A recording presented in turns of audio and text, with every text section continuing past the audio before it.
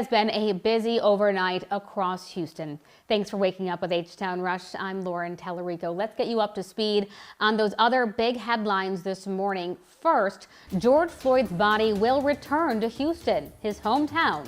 This is where he will be buried. Funeral details are still in the works, but we're told he will be taken to the Fort Bend Memorial Planning Center. We should know more about arrangements tomorrow morning, and of course, we will pass those on to you. Second, as protests continue, Governor Greg Abbott has activated the National Guard. He is sending state officers to Houston to help police, saying violence and looting will not be tolerated. And third, protests continued overnight across the country, from Minnesota to Los Angeles to Washington, D.C. and New York City. Mayors and governors are saying peaceful protests are being hijacked all across the country by rioters. And breaking overnight in Houston, an HPD officer was sent flying after she was run over by an SUV. Now, she is expected to be okay. This happened downtown near those protests last night.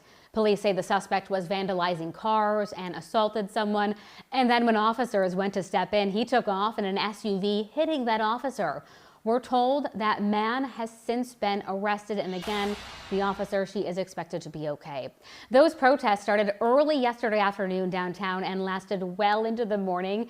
This is a live look at the Toyota Center, which is really the calm after the storm. That's where protesters set fires, sparking a massive police response overnight. Check out this new video sent in to us. HPD made several arrests, saying dozens were taken into custody. We spoke with Houston Police Chief Art Acevedo, who was at that scene. It's everyone's right to peaceful assembly, and that is an absolute right. And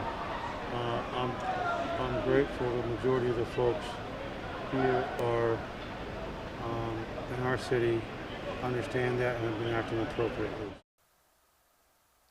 According to HPD, more than 100 people were arrested last night. Of course, the protests, not just in Houston, they are nationwide. Curfews are in effect in at least 24 cities. Here's Michael George with a snapshot.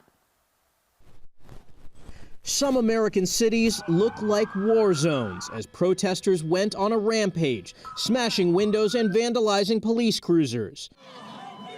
From New York to Los Angeles, demonstrators are taking to the streets in more than a dozen U.S. cities. Some of the protests turned violent. In Seattle, a police vehicle was torched, and windows of this cheesecake factory were smashed in. Police sprayed tear gas on protesters in Minneapolis who defied their curfew. Earlier, the governor activated Minnesota's full National Guard to keep the peace. Protesters in Los Angeles set police vehicles on fire and looted an Apple store.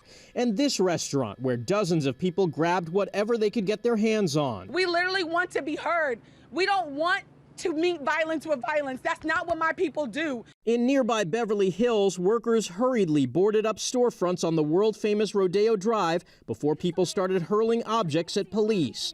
Officers fired tear gas to break up the crowd. And for the second straight night, police in Washington, D.C. held off angry mobs. University of Southern California law professor Jody Armour says what we're seeing is bigger than what happened to George Floyd. There was a convergence of a lot of different cases at this moment that I think has raised a lot of public awareness and made the public especially sensitive at this point in time. President Trump urged people to keep their protests peaceful. Healing, not hatred, justice, not chaos, are the mission at hand. Mayors of several cities declared states of emergency, urging protesters to stay home. Michael George, CBS News, Minneapolis. As the George Floyd protests and investigation develop, we are committed to bringing you the very latest on air, online at KHOU.com and our KHOU 11 mobile app, so make sure you download that. Well, your time is